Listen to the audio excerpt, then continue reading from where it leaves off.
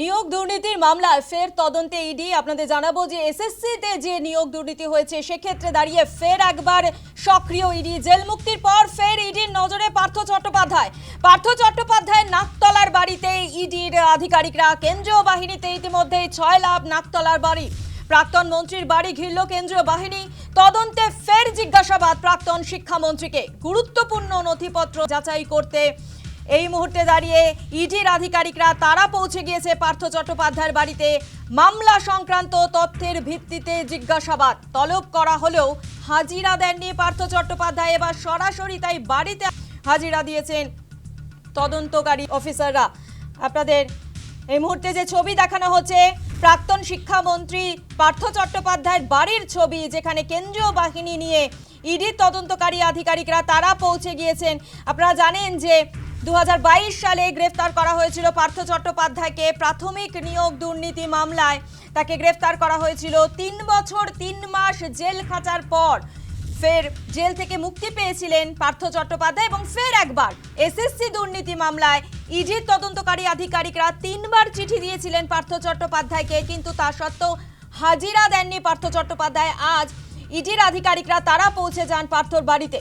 এই বিষয় নিয়ে বিস্তারিত জানাবে সরাসরি পার্থ চট্টোপাধ্যায়ের বাড়ির সামনে থেকে রয়েছে আমাদের প্রতিনিধি প্রিয়াঙ্কা ইজ ভৌমিক। প্রিয়াঙ্কা, আমরা জানি যে 3 বছর 3 মাস জেল খেটেছিলেন পার্থ চট্টোপাধ্যায় এবং 2 মাস আগেই তিনি মুক্তি পান এবং ফের একবার পার্থ চট্টোপাধ্যায়ের বাড়িতে ইডির আধিকারিকরা এসএসসি দুর্নীতির মামলায় তদন্ত করতে ইডির আধিকারিকরা। প্রিয়াঙ্কা, একেবারে দেখো, শনিবার সকালে ঠিক 10:41 নাগাদ কিন্তু পার্থ চট্টোপাধ্যায়ের এই নাকতলার বাড়িতে ইডি আধিকারিকরা এসে পৌঁছান। প্রায় 7 জন ইডি আধিকারিকরা তারা এসেছেন এবং এখনো পর্যন্ত প্রায় 1 ঘন্টা অতিক্রান্ত হয়েছে। তোমাকে দেখাবো, এখনো পর্যন্ত কিন্তু এই পার্থ চট্টোপাধ্যায়ের নাকতলার এই বাড়ির ভেতরেই রয়েছেন ইডি আধিকারিকরা এবং বাইরে একেবারে কড়া নিরাপত্তার জন্য উপস্থিত রয়েছে কেন্দ্রীয় বাহিনীর জওয়ানরা।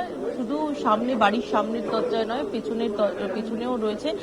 একেবারে বলা যেতে পারে নিরাপত্তার ঘেরাটোপ রাখা হয়েছে। কেন্দ্রীয় জওয়ানরা উপস্থিত রয়েছে, একাধিক কেন্দ্রীয় জওয়ানদের উপস্থিতি সেই নিরাপত্তার ঘেরাটোপকে আরো সুনিশ্চিত করছে এবং এই মুহূর্তে কিন্তু জিজ্ঞাসাবাদ চলছে। দোতলায় ইডি আধিকারিকরা তারা জিজ্ঞাসাবাদ করছিল পার্থ চট্টোপাধ্যায়কে। ইতিমধ্যেই কিন্তু তুমি যেরকমটা জানাচ্ছিলে, এর আগে একাধিকবার ইডি আধিকারিকদের তরফ থেকে তলব করা হয়েছিল, কিন্তু তার নিজের অসুস্থতা দেখিয়ে তিনি পৌঁছাননি, তিনি জিজ্ঞাসাবাদে সহযোগিতা করেননি সেক্ষেত্রে, এবং সেই কারণেই কিন্তু ইডি আধিকারিকদের তরফ থেকে তারা কিন্তু এসে পৌঁছে গিয়েছেন এবং তারা এই মুহূর্তে রয়েছেন একেবারে পার্থ চট্টোপাধ্যায়ের নাকতলার বাড়িতে তারা পৌঁছে গিয়েছেন এবং তারা এখন ভেতরেই রয়েছেন।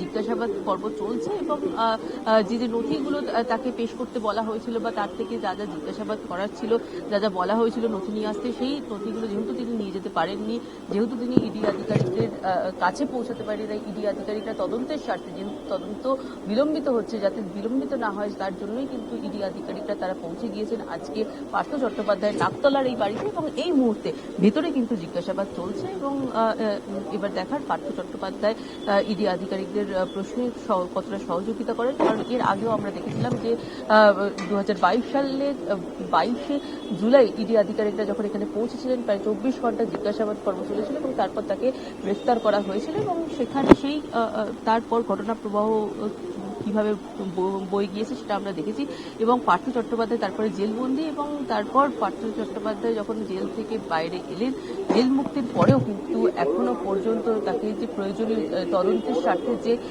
প্রয়োজনীয় জিজ্ঞাসাবাদের জন্য তাকে যখন ডাকা হয়েছিল, তাকে যখন তলব করা হয়েছিল, সেই তলব করার সেক্ষেত্রে কিন্তু তিনি সাড়া দেননি। তিনি নিজের অসুস্থতার কথা জানিয়েছিলেন সেক্ষেত্রে এবং এই জন্যই ইডি আধিকারিকরা তারা কিন্তু আজকে পার্থ চট্টোপাধ্যায়ের বাড়িতে এসে উপস্থিত হয়েছেন এবং তারা জিজ্ঞাসাবাদ চালাচ্ছেন। এই মুহূর্তে পার্থ চট্টোপাধ্যায়ের বাড়ির রয়েছেন, তারা জিজ্ঞাসাবাদ করছেন এবং বাইরে একেবারে নিরাপত্তার ঘেরাটোপ রয়েছে, কেন্দ্রীয় জওয়ানরা তারা উপস্থিত রয়েছে।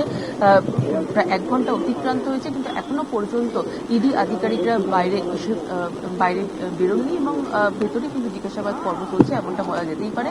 এবার দেখার যে এই আজকের এই জিজ্ঞাসাবাদ পর্বের পর প্রয়োজন হলে ইডি আধিকারিকরা যদি আবার ডেকে পাঠান পার্থ চট্টোপাধ্যায়কে, সেক্ষেত্রে তিনি উপস্থিত হবেন কিনা, তিনি সহযোগিতা করবেন কিনা, এবার সেক্ষেত্রে তিনি যদি না যান সেক্ষেত্রে কিন্তু ইডি আধিকারিকরা প্রয়োজন বোধ করলে তারা আবার এই পার্থ চট্টোপাধ্যায়ের সঙ্গে পার্থ চট্টোপাধ্যায়ের বাড়িতে পৌঁছাতে পারেন এবং আজকে যেরকম জিজ্ঞাসাবাদ পর্ব হচ্ছে সেরকম কিন্তু এরপরেও হয়তো দেখা যেতে পারে যদি ইডি আধিকারিকরা প্রয়োজন বোধ করেন জিজ্ঞাসাবাদের বা তদন্তের খাতিরে বা তদন্তের স্বার্থে যদি তারা মনে করেন যে জিজ্ঞাসাবাদ প্রয়োজন তবে কিন্তু তারা আরও একবার আবারও আসতে পারেন, এমনটাই কিন্তু সূত্রের খবর।